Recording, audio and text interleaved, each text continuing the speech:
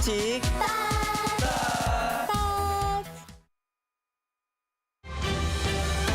Coming up on Arirang News, South Korea and the U.S. are likely to adopt an agreement on comprehensive cybersecurity cooperation during the summit between leaders set for this month in Washington. The document is reportedly to have measures that will build trust in information production, sharing, analysis, and application. South Korea and the U.S. today held joint air drills involving at least one strategic B-52H bomber.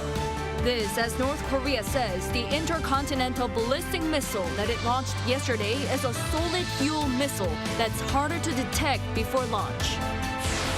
The South Korean government is to foster generative artificial intelligence underpinning ChatGPT with the goal of becoming the top player in that field. This as part of the Yoon administration's digital platform government initiative, where it plans to create 10,000 software companies in the service sector at the center of an AI ecosystem.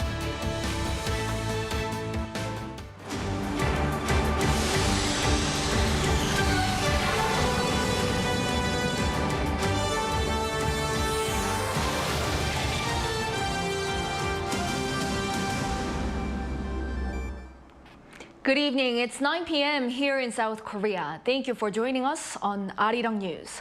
In the wake of the U.S. document leakage scandal, South Korea and the U.S. are set to enhance bilateral intel sharing at a leader level during the upcoming Yoon Biden summit. This as Korean government sources once again rejecting speculation about broader security breaches by Washington. Our top office correspondent Oh Soo-young starts us off. South Korea aims to build stronger trust with the United States in information sharing and cybersecurity, as U.S. federal investigators probe the leak of classified Pentagon documents. Addressing the confidential conversations from Seoul's top security circle that were reportedly included in the documents, the South Korean president's office has maintained that many of the details reported in the media appear to have been altered.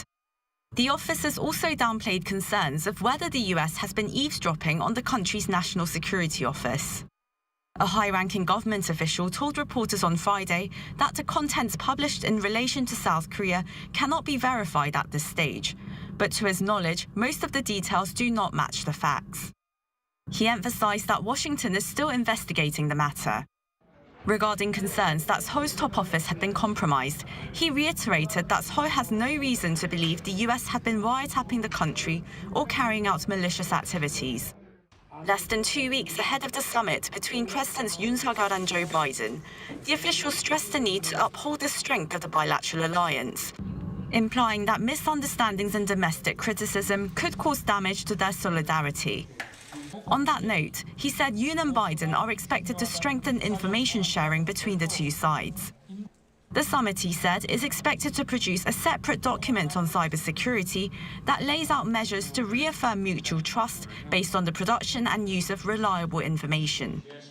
Through close cooperation, the official noted that Seoul and Washington are already tracking North Korea's online money laundering activities through various cyber technologies and investigative techniques. He added that the preparation of the cybersecurity document had been a long time coming and is unrelated to the ongoing Pentagon leak case. Oh Soo-young, Arirang News. In the U.S., amid news of an arrest related to the recent online disclosure of classified Pentagon documents, federal authorities have taken into custody a 21-year-old member of the Massachusetts Air National Guard. Lee Seung-jae has the latest. An arrest has been made in connection to the leaked Pentagon documents scandal that shook the world last weekend. The announcement was made by U.S. Attorney General Merrick Garland on Thursday, local time. Today, the Justice Department arrested Jack Douglas Teixeira in connection with an investigation into alleged unauthorized removal, retention, and transmission of classified national defense information. According to the Attorney General, the suspect is a 21-year-old U.S. Air National Guardsman from Massachusetts. Having joined the Guard in 2019, the suspect is a member of the 102nd Intelligence Wing of the Massachusetts Air National Guard as a cyber transport systems journeyman. He was in charge of keeping the internet working at air bases. According to officials, the 21-year-old is believed to be the leader of an online chat group where hundreds of photographs of both secret and top-secret documents were first uploaded. Calling itself the Thug Shaker Central, the group consists of 20 to 30 young men and teenagers with a fascination for guns, military gear, and video games. Teixeira will likely face charges under the Espionage Act, with each charge carrying a prison term of up to 10 years. And with prosecutors likely to treat each leaked document as a separate count in his indictment, he could face a very long jail sentence. Teixeira is set to appear at a Boston federal court on Friday to face charges related to the incident.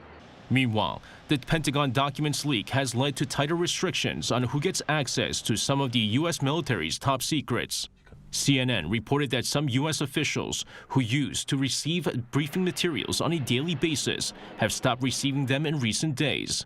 However, a senior defense official added that the restrictions may be temporary. Lee Seung-jae, Arirang News. The South Korean government published its annual white paper containing the government's policies on the reunification of the Korean Peninsula, first to be published under the Yoon administration. Some notable changes have been made, especially on the government's stance towards North Korea's acts of provocation. Our Unification Ministry correspondent Kim Mo-kyun explains. The 2023 edition of the South Korean government's White Paper on Korean Unification was released Friday, the first report of its kind published under the Yoon Suk Yeol administration. The annual report includes major government policies related to inter-Korean affairs over the past year. It includes details of government policies for improving human rights in North Korea, normalizing ties, and preparing for future unification, and the administration's so-called audacious initiative, which is aimed at helping Pyongyang develop its economy in return for steps towards denuclearization. But considering the current situation on the Korean Peninsula and North Korea's continuing acts of provocation, there were some noteworthy changes in this year's document that reflected the government's tougher stance towards the regime. Seoul's Unification Ministry made official use of the term North Korea's denuclearization instead of the Korean Peninsula's denuclearization, clearly emphasizing the need for Pyongyang to give up its nuclear weapons programs. The former Liberal Moon Jae-in government had officially used the latter in reference to the 1992 joint declaration of the denuclearization of the Korean Peninsula. Such a change was also evident in the government's use of the term Washington-Pyongyang relations instead of what was traditionally used as Pyongyang-Washington relations. The white paper also directly pointed at North Korea's missile and nuclear threats as the cause of escalating tensions on the Korean Peninsula and the reason why inter-Korean exchanges haven't resumed yet. It also included phrases like North Korean provocations, which were not used in the previous administration's annual papers. Though the government hopes to head towards the path of ultimate reunification, the report clarified that the South Korean government will not accept any such threats and will respond to them decisively. Unification Minister Kwon Young-se expressed hopes that the white paper will raise public understanding of the government's inter-Korean policies and open a new path towards the unification of the two Koreas. Kim Mo-kyun, Arirang News. The American B-52 heavy bomber flew over the Korean Peninsula once again on Friday, participating in a joint air drill alongside the South Korean Air Force. South Korean fighter jets, including the F-35A and F-15K, joined forces with American F-16 combat jets for this exercise. This demonstration of enhanced military cooperation featuring the nuclear-capable American aircraft comes just a day after North Korea's most recent ballistic missile launch. This year marks the third time that the B-52 bomber has been involved in joint exercises with South Korea, each instance occurring in close proximity to North Korean provocations. The South Korean Defense Ministry dismissed security concerns over its kill chain preemptive strike system over North Korea's firing of a solid-fueled ICBM the previous day, dubbed the Hwasong-18. Our defense correspondent Kim Hyun-seung has the story. North Korea claims to have test-fired its first solid-fueled intercontinental ballistic missile. This from the state-led Korean Central News Agency on Friday morning. This launch would mean a major stride in North Korea's weapons development because solid-fueled missiles are faster and easier to use and harder to detect than liquid-powered ones. South Korea's Joint Chiefs of Staff detected the launch Thursday morning, fired at a lofted angle and flying about 1,000 kilometers off to the east coast from an area near Pyongyang. This missile is a new one, dubbed the Hwasong-18, as revealed by the KCNA sourced video. North Korea called the launch a miraculous success and touted its capability in terms of counterstrikes. North Korean leader Kim Jong-un also directly supervised the launch and brought his family along, his powerful sister Kim Yo-jong, his wife and young daughter Kim Ju-ae. Experts say this was a calculated move by Kim. The regime's biggest holiday, the birthday of its late founder Kim Il-sung, is coming up on Saturday, and Kim Jong-un is intentionally trying to show off how the regime's weapons are keeping their lineage alive and strong, according to Professor Yang Mu-jin from the University of North Korean Studies. The South Korean defense ministry responded to this launch on Friday. They said the Hwasong-18 launch was a mid-stage test till the North fully develops a solid-fueled long-distance ballistic missile, and that North Korea is going to need more time and effort until it gets around to perfecting the craft. Seoul also said that concerns about this new missile being advanced enough to blow through South Korea's preemptive defense system, the so-called kill chain, at this point are premature. Kim Hyun-sung, Arirang News. The Korean government today unveiled its ambitious plan to nurture 10,000 software companies at the center of an artificial intelligence ecosystem. This as part of the Yoon administration's digital platform government initiative to become the top player in AI. Our business correspondent Lee Dae-yeon has the details. South Korea aims to become the world's #1 in specialized AI. Led by the private sector and supported by the government, AI services will be developed in the medical, law, and consultancy industries. And the government plans to nurture 10,000 software companies in the service sector at the center of an AI ecosystem. This was announced on Friday by the Ministry of Science and ICT following a meeting held by President Yun Suk Yeol Digital Platform Government Initiative. South Korea is one of the 4 nations to own a hyperscale AI platform.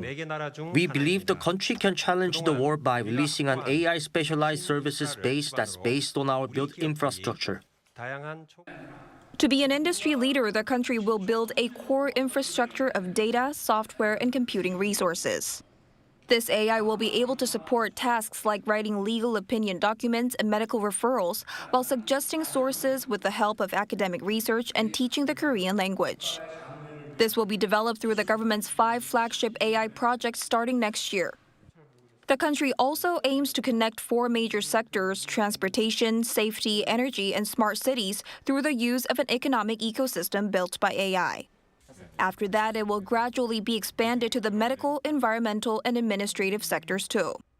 Apart from that, research will also be done to strengthen the reliability of AI, as some platforms often do not reflect the latest information and can give out incorrect responses.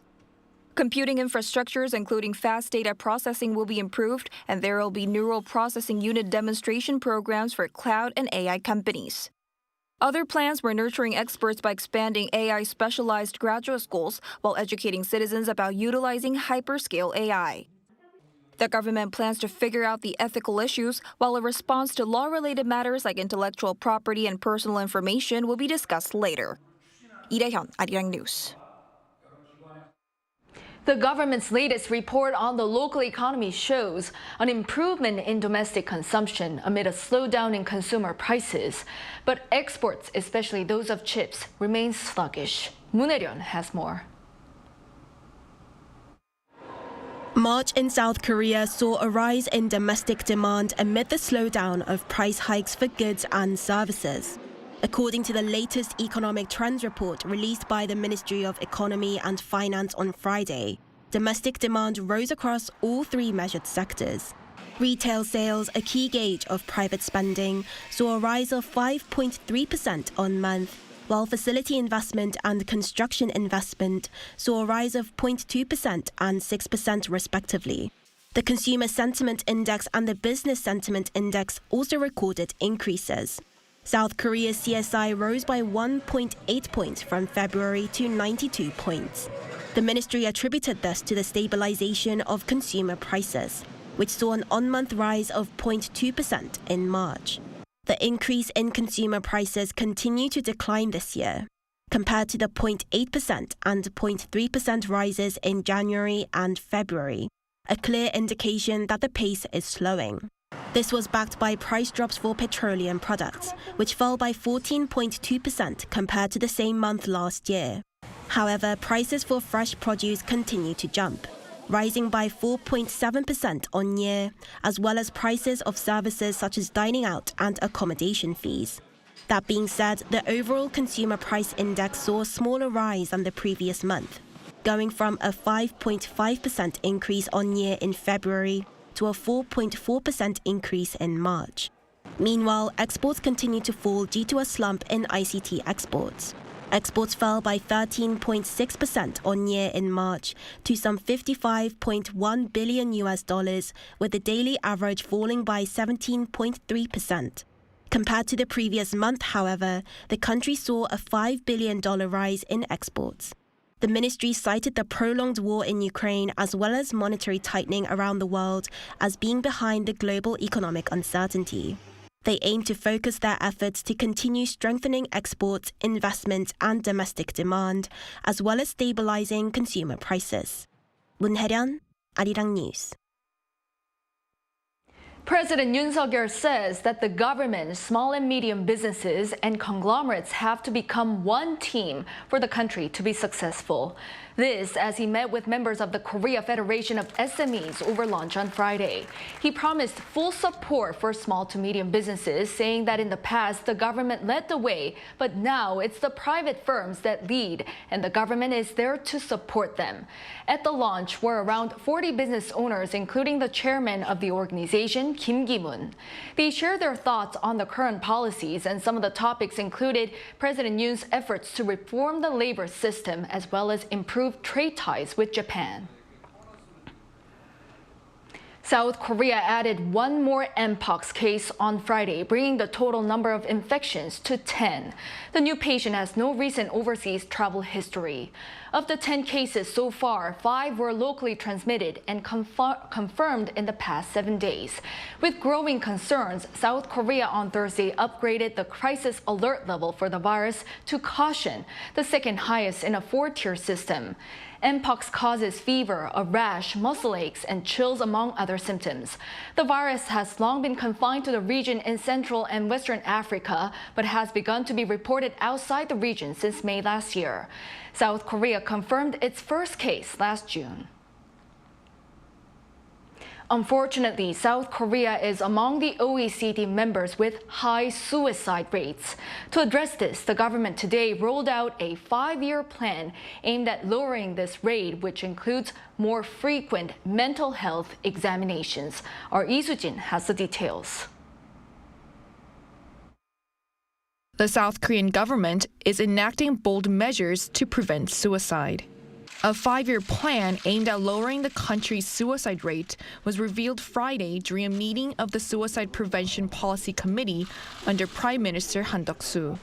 The government aims to see an initial 30% drop in the number of deaths by suicide by the year 2027, from 26 cases per 100,000 people in 2021 to 18.2.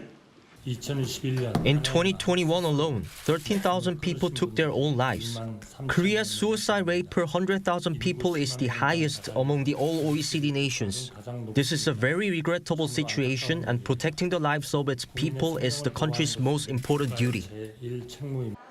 The plan includes measures to increase the frequency and scope of mental health examinations. National mental health examinations will be conducted every 2 years instead of every 10 years.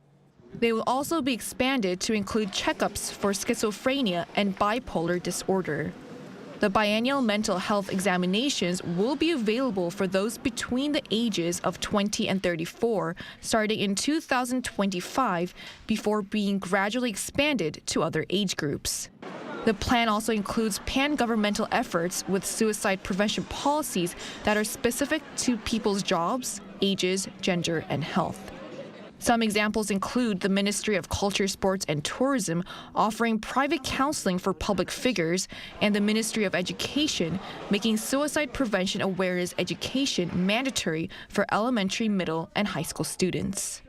The government will also create programs in 17 cities and provinces across the nation that take into consideration the characteristics of each region. The government will operate mental health programs targeted towards students in new cities and the elderly population in rural areas. The government will also increase the number of suicide prevention hotline employees to up the answer rate from around 60% in 2022 to 90% in 2027. There will also be more mediums available where people can receive counseling, such as social media. These plans are also timely because suicide rates tend to surge after 2 to 3 years after major disasters such as the COVID-19 pandemic. 이수진, Arirang News. This week was a very meaningful one in terms of Korean history. Tuesday was the 104th anniversary of the establishment of the Korean Provisional Government. And the day before that, the remains of the independence activist Hwang Kee-whan finally made their way back to Korea.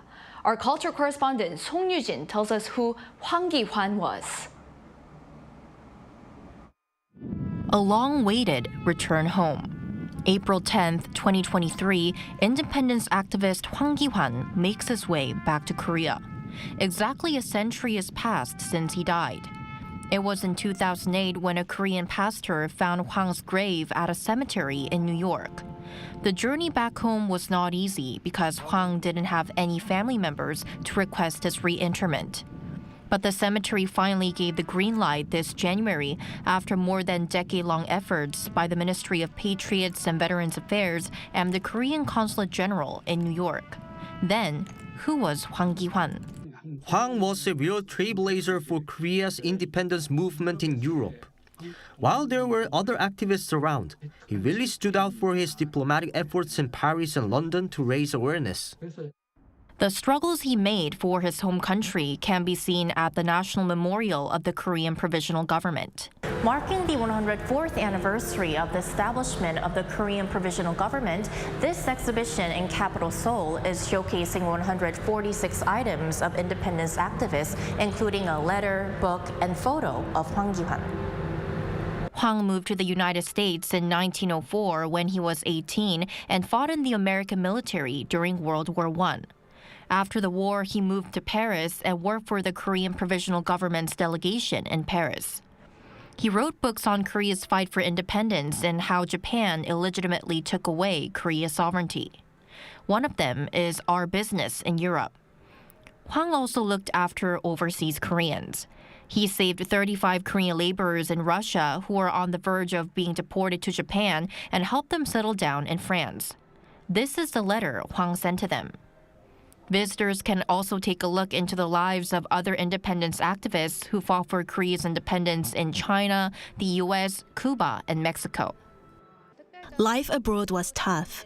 Through this exhibition, we want to show that despite these harsh circumstances, these activists never gave up on their dreams of seeing their homeland free and independent. The exhibition is open every day except Mondays until July 9th.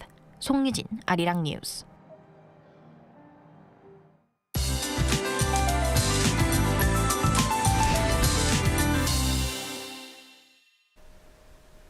Make sure to have your umbrellas handy for this weekend. Rain has already begun for southern regions. By tomorrow morning, a more powerful rain system will bring showers nationwide. Conditions will stay warm until tomorrow with highs of 19 degrees Celsius in Seoul. But on Sunday, a surge of cold air will sweep across the nation. Morning temperatures will plummet to 8 degrees. Heavy showers are expected for the south of the country. Mountainous regions of Jeju Island will see up to 120 millimeters. Southern regions, including Jeollado and Gyeongsangdo provinces, will see about 10 to 40. The capital region will see isolated showers at times.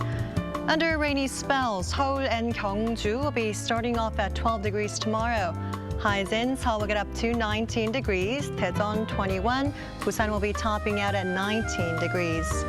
Next Tuesday, another round of showers are expected for central regions and the surrounding areas. Have a great weekend, and here are the weather conditions around the world.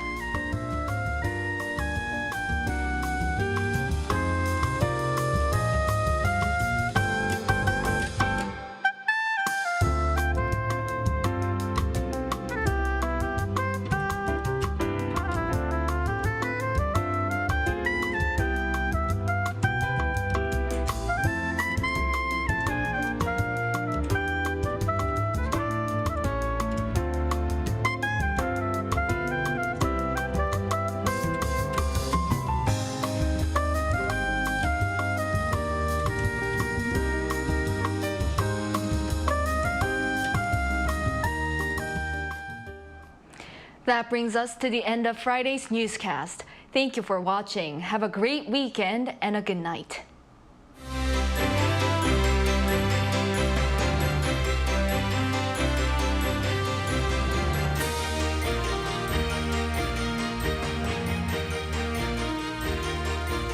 I'm live!